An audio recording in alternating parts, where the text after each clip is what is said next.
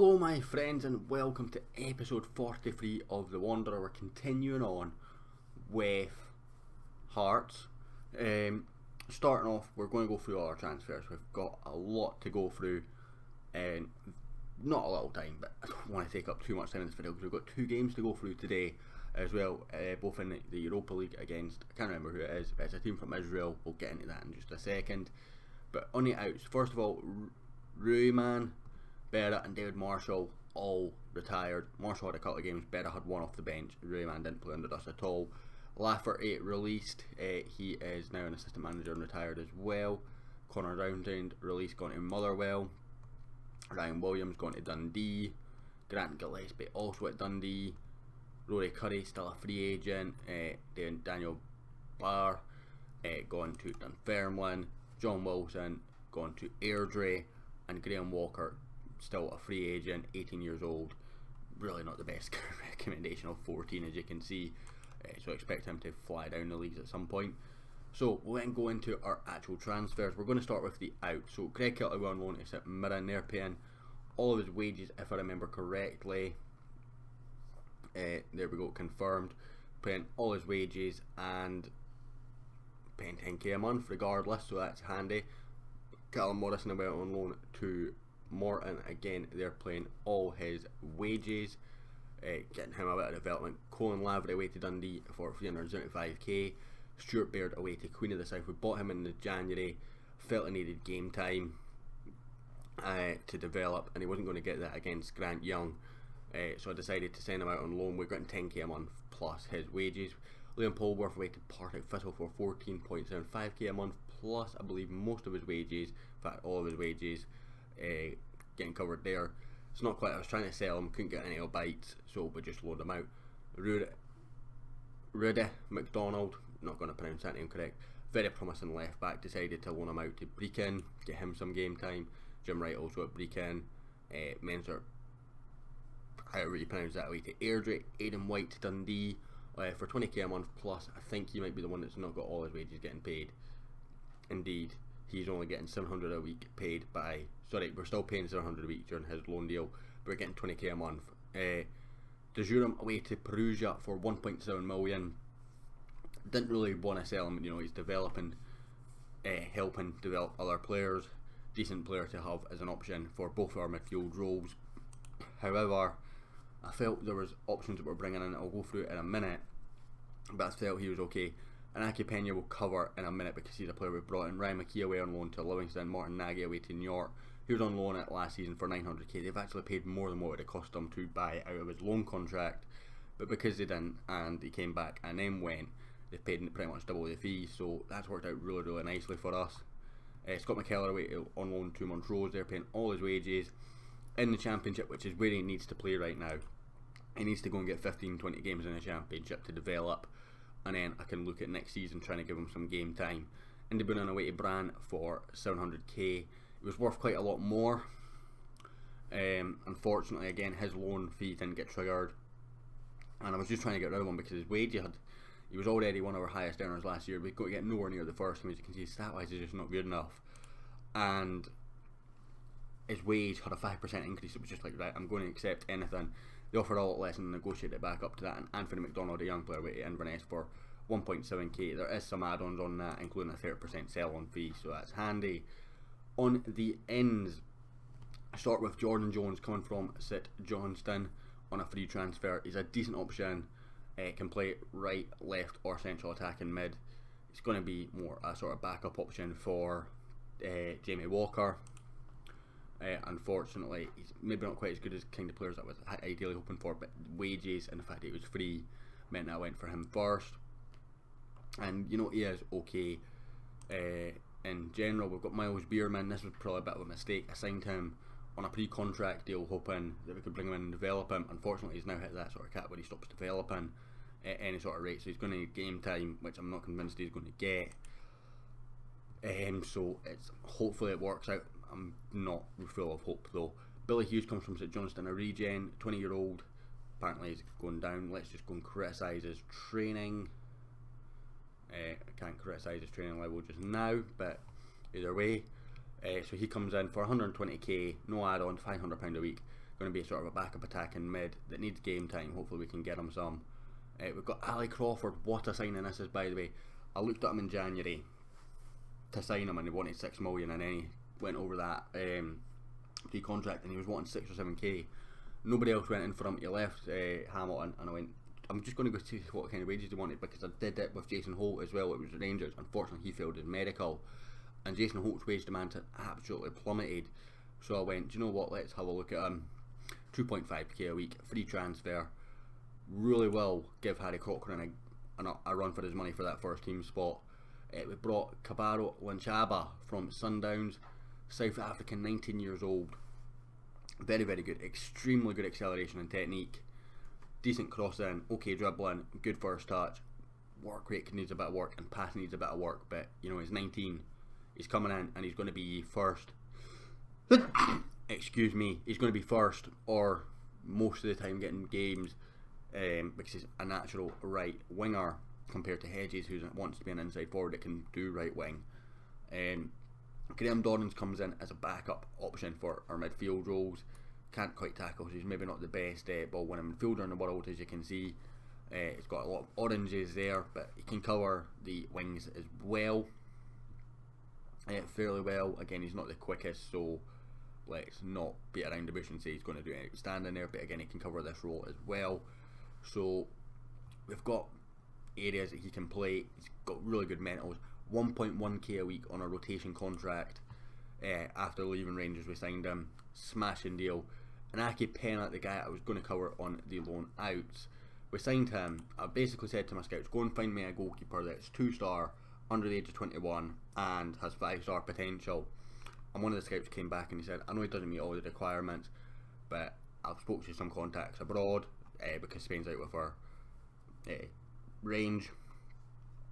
This guy's supposed to be really good, so it's 26k rising to 66k. Unfortunately, failed his work permit, and that's going to then result in what, in my opinion, is the best bit of business that we've done all transfer window. Probably one of the best bits of business that I've ever done, because at this point I've just spent money on this backup goalkeeper. I know it's not a lot, 26k rising to 66k, but I was like, I want a cheap goalkeeper, and I was just searching goalkeepers, and I seen a bid on Danny Rogers, and another one went, they just got relegated. I wonder how much these bids are for. I might be able to get them a bit cheaper. So I clicked on him and I went to transfer, and it said Dundee United bid 26k, and I looked up here and his value was 1 million. So I was like, that's a very strange bid. So I clicked here and he had an active relegation release clause of 26.5k. I didn't even look at any other goalkeepers at that point. So Danny Rogers joins us as our backup goalkeeper on a 1.4k a week contract till 2023. And even if he doesn't get any game time, you know, we're going to make profit selling him, because it's not really that bad a deal. It's such a good deal to get him for this price. We brought Z Gomez in from Benfica, the B division in Portugal's player of the year, for 165k, rising to 300k if he plays 50 games. If I remember correctly, that's the only add-on that I put on in this. He was transfer listed, already valued at 3 million without playing a game. What a steal this guy is, and he's going to be a very, very good striker. And if I remember correctly, my scout said he was consistent, so let's see, consistency should be here somewhere. It's not shown just now, but I'm sure my scout said he was consistent. Unfortunately, you can't see scout reports once you've already bought the player, which is a bit frustrating. But my scout reports definitely had consistency in the pros.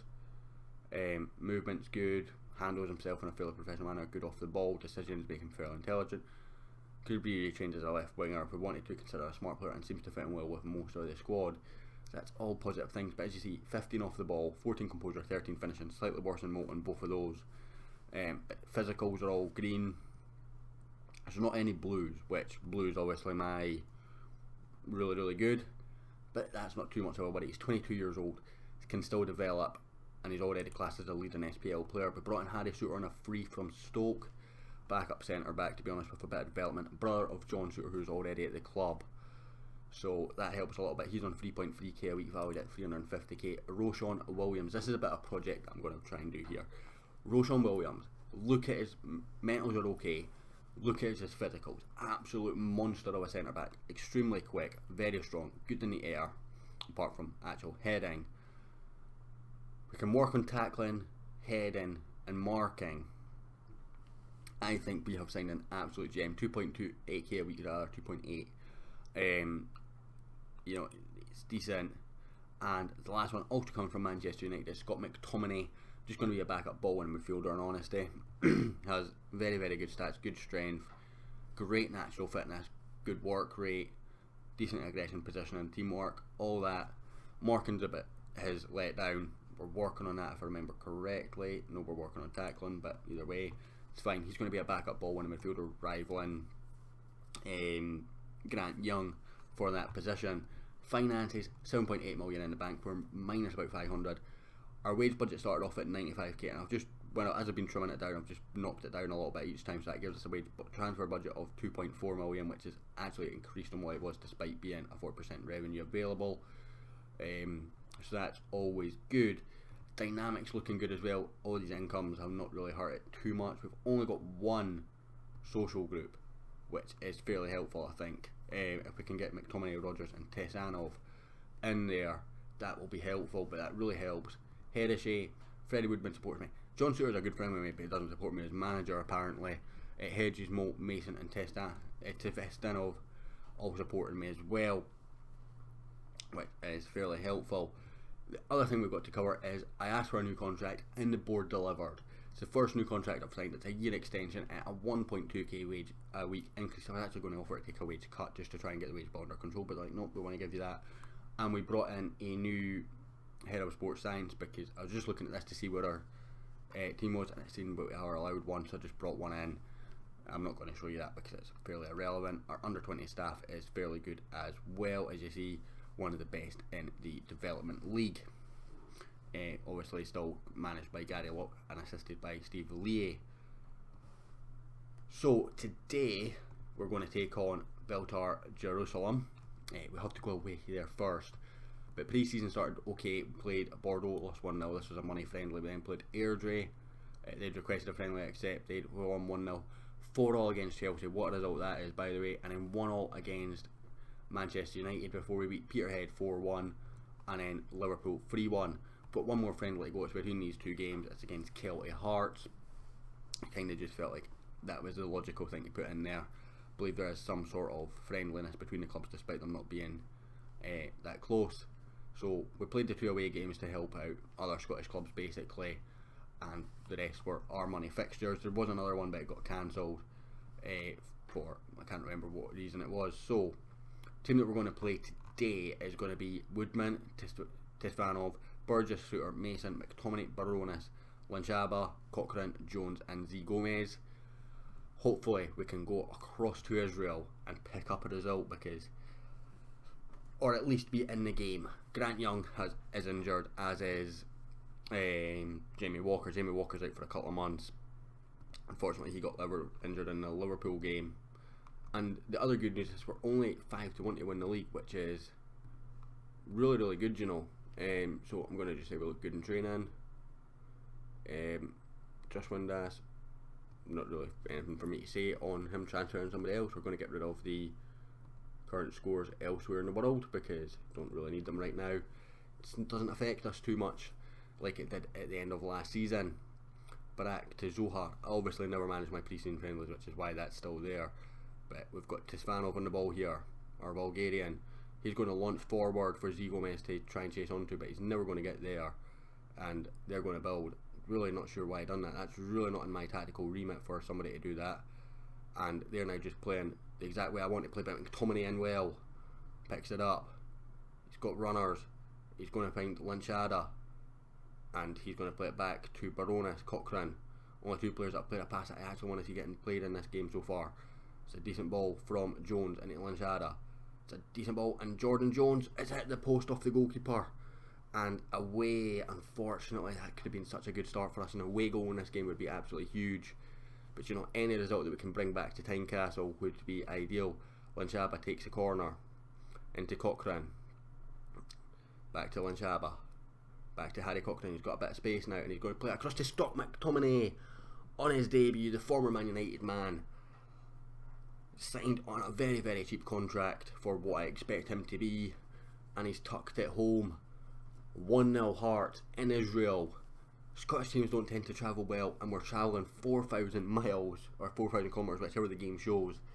Either way, we're travelling a fair chunk of what my little map at the start of this episode will say. We've travelled. It's not fully up to date completely. I didn't really want to just up to date Montrose to Hearts, because it would make it very, very hard to follow as Cochrane scores after a McTominay rebound. So 2-0 now. So basically I've kept the map the same way as if I'd just moved from Pogon to Dalston back to Montrose, because the arrow would be so tiny that it would be irrelevant and unseeable anyway. There's already a dot for Edinburgh for my starting point, and it's only going to add on 20 miles or something. So I hope you guys understand why I didn't do that. But we're 2-0 up here in Jerusalem. McTominay and Cochrane both on the score sheet. So I'm going to just say I'm very pleased with this performance. Who's tired? Played a lot of friendlies, so I expect most of the players to be match fit by now. As Z Gomez kicks off to Cochrane. Now it's on to Jones. And we've actually kept quite a good way of not having any shots on target. That's a shot from outside the box for them. So that's been quite good. Anyone else lacking match fitness? We're going to bring Hedges on for Jones. I want to see how Hedges can do this inside forward role, because it might be that Jones is maybe slightly better on the right as a winger. I'm not sure yet, and with Walker being out for a while, I want to see how that's going to pan out. Mason picks up that long ball from the Jerusalem goalkeeper Hedges to Cochrane, played across field to Lanchaba. He's got space to run into. It's a decent ball in for Hedges. Oh, it's off the bar and out. I thought it was going to come back in for Z Gomez to have a chance, but it didn't. Molt's 99% match fit. Ali Crawford, we'll bring him on. Let's see how Ali Crawford gets on for Cochrane, as Zizou gets it to Heister. 10 Vorde. That's a foul. And McTominay's already booked. Oh, that's not good. I'm not sure if I've got a ball winning. I've got Grant Young on the bench, but he's coming back from injury and he's absolutely knackered. So he's got McTominay on his debut. Gets a red card. I'm trying to think how's best to do this. Do you know what I might do? Is let's bring on Harry Suter for Cochrane and put John Suter in the midfield as that ball winning midfielder. Put Harry Suter onto a central defender, defend. So we'll have both the Suters on the pitch.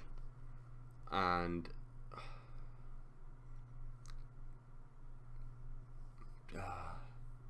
don't really know what else I can do now, because I've got nothing on the bench that's really going to change anything. We'll bring Louis Moult on for a run round later in the game, I guess. Their goalkeeper's injured, which is always interesting, so we're going to bring Louis Moult on for Gomez and let Louis Moult have a run out. You know, he's a big game player, Louis Moult. From looking at last season and memory, pretty sure most of his goals came against Rangers and Celtic. So the big games was when he showed up, so hopefully it'll work in the Europa League as well. They've got a re-chance on this free kick, but Freddie Woodman's not going to let that in. Going to play Danny Rogers in the cup games domestically, but not in the Europa League. I want my strongest team in the Europa League, as that's a great ball from Baronis into Louis Moult. Oh, he scooped it over.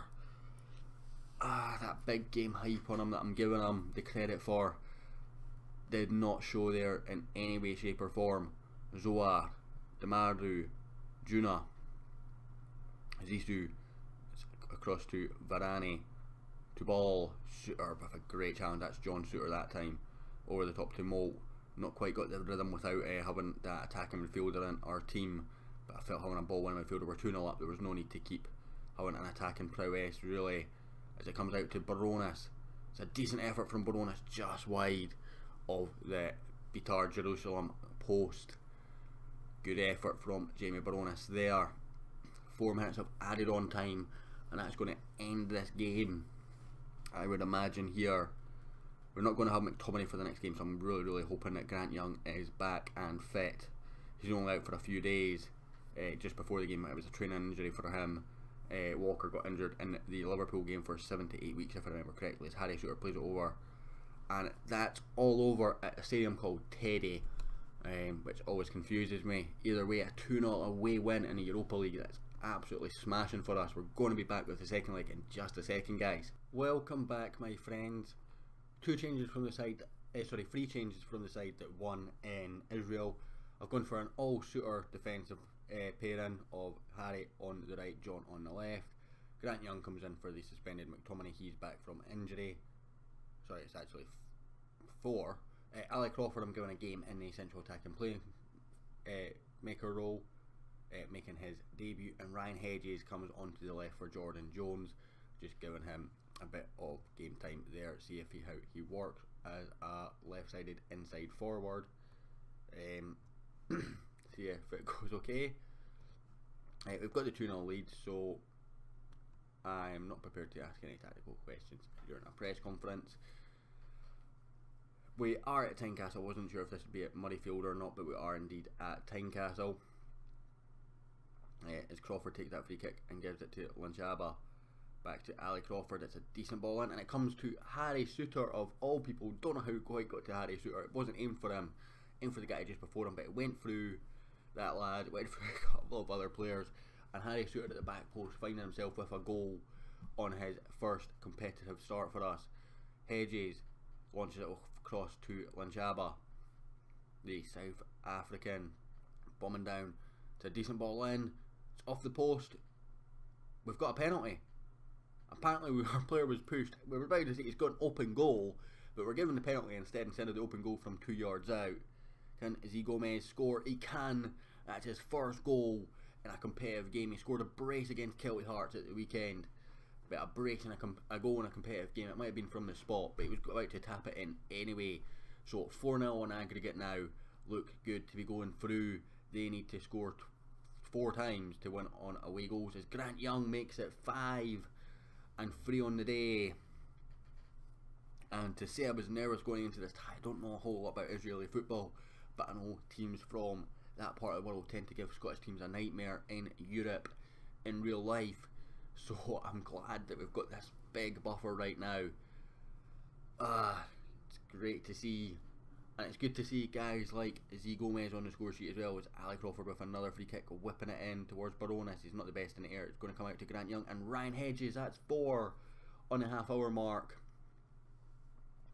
The people that have travelled 3,997 miles, because that's what the tweets rate. Not that anyone would ever tweet that in real life, but the tweets on the social media are telling me that that's the exact distance. Are now seeing our team getting decimated at Tynecastle.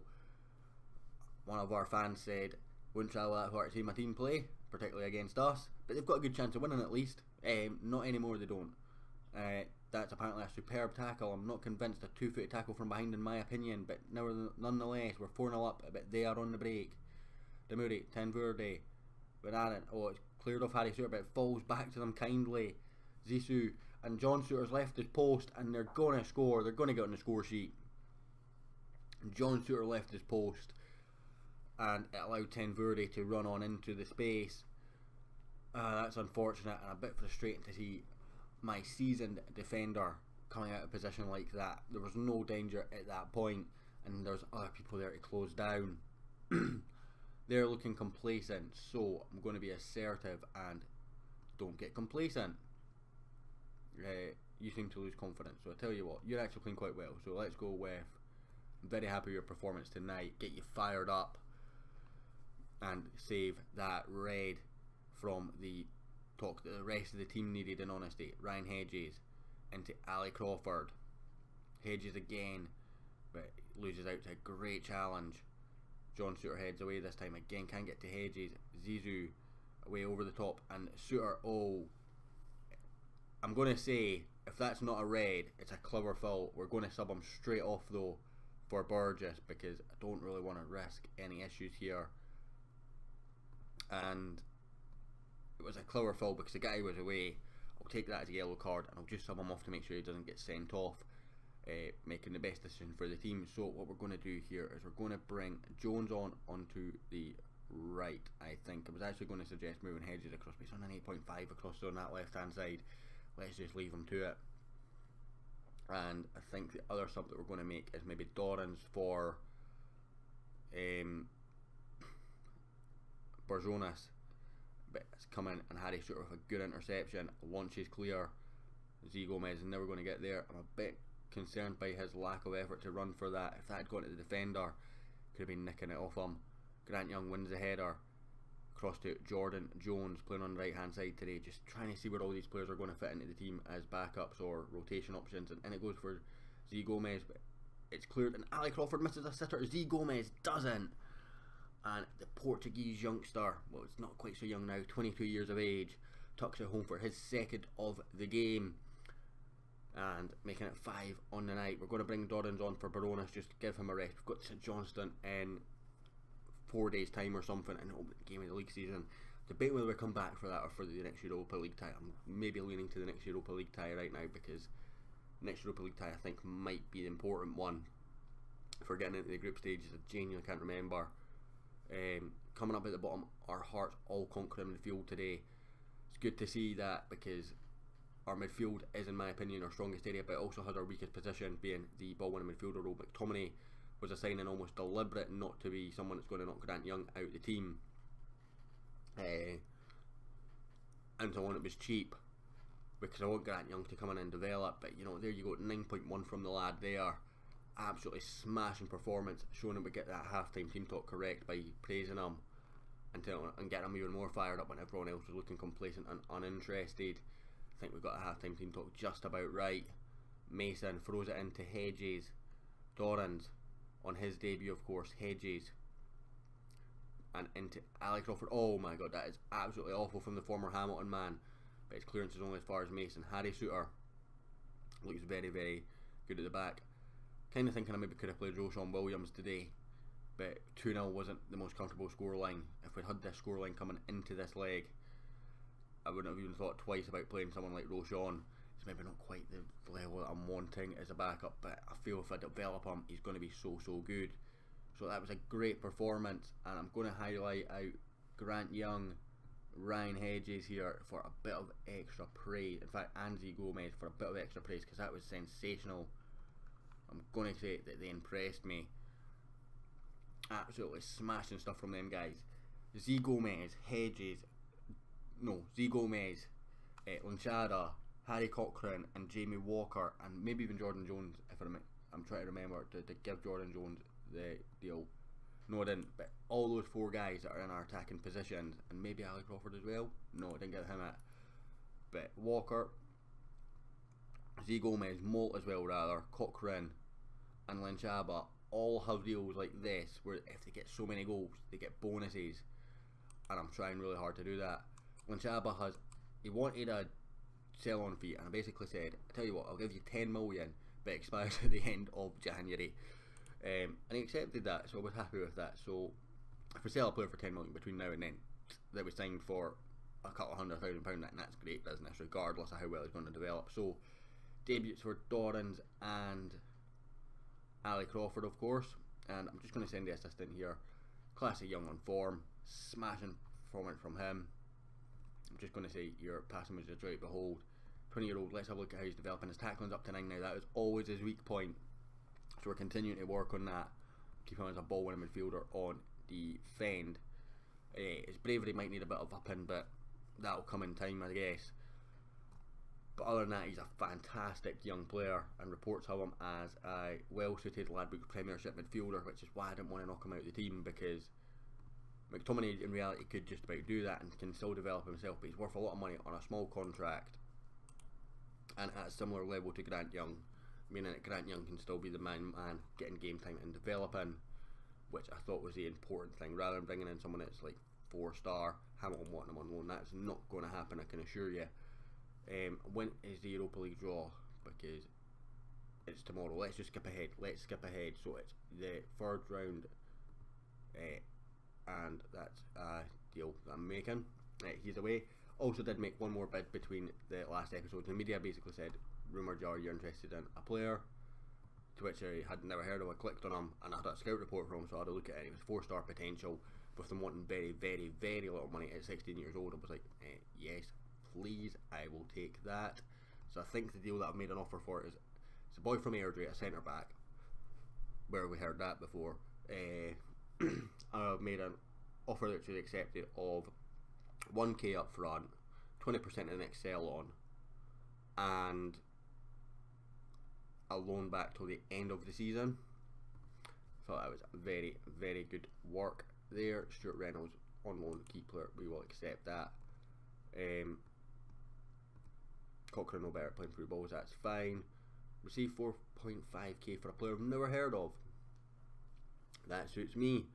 So we've got our draw. It's going to be big. We're unseeded, so we're going to draw a big team more than likely. We've drawn Young Boys, one of the bigger teams that I think we may have a chance against. Not that I'm guaranteeing it, but you know, it's possible that if we can get through this qualifying round, we could get into that playoff. I think that's the next round, if I'm right in thinking. Yeah, we've got a 4th qualifying round to go. If I just click this just now and go back to say stages and last season, and then I want 3rd qualifying round. Yeah, so we've got the 4th qualifying round, and then it's a group stage. So we've got one more round if we can get past Young Boys. How's that doing for finances? Up to 8 million in the kitty.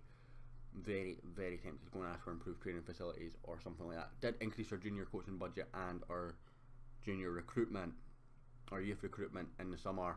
The board were more than happy to do. So what's our facilities like? So we've got excellent youth facilities, poor dental facilities, superb training facilities, adequate corporate. Okay. And good junior coaching and above average youth recruitment, which I have asked them to increase in the summer. As you can see, it's no longer there or there. Just tells me I can cut back now just because I've just increased it. So what I'm thinking is we ask, my head says let's ask them for better training facilities, but I don't think we need to if we're already on good and excellent, or superb and excellent rather. Data analyst facilities I don't think we really need. It's interesting is all I will say to that. Do own our stadium of course, which is helpful. We can maybe expand it a little bit. Can we get a stadium expansion? That might be interesting. Stadium, expand stadium. Can increase our revenue. I can't stress enough. Okay, I'm not going to get them on it, I don't think. Worth a try. And Bud's a very, very good chairman in real life. Really, really rate her. So we're going to come back in next week against Young Boys, and we'll do that as a double header. In fact, no, we'll come back for this one. So we've got 3 games, and we'll come back for the second leg at Tynecastle. I think that's the way to go. Just off 19,000 here. I mean, look at our friendlies at home. So Bordeaux, I messed up the Bordeaux one, I'll be honest. This is why this one has 6,000 is. Had Bordeaux, and there was a couple of friendlies that were around our Europa League games. In fact, I think there was one that was like right here a day before, and I was like, right, I'm going to cancel that and see if I can arrange something somewhere else. And what I hadn't done is when I'd gone to arrange to cancel it is I basically had clicked let's cancel this. Yes, I basically clicked this button and I went here and here and went to go down to cancel friendly, and I didn't realise I still had Bordeaux clicked, and then I rearranged it, but it basically meant obviously people didn't get enough time to buy their tickets, so it wasn't as much money. That would have been about another 19,000 crowd there, but 19,000, 19,000, 19,000 and 19,000 and only 5,000 for Celtic Heart, but we didn't expect a big crowd for that in honesty. So guys, I'm going to end the episode there. We've got Young Boys next. In the next episode we're going to come for the second leg only. I'll hopefully catch you all for that. Thank you very much for watching. I hope you enjoyed, and I'll hopefully catch you all next time.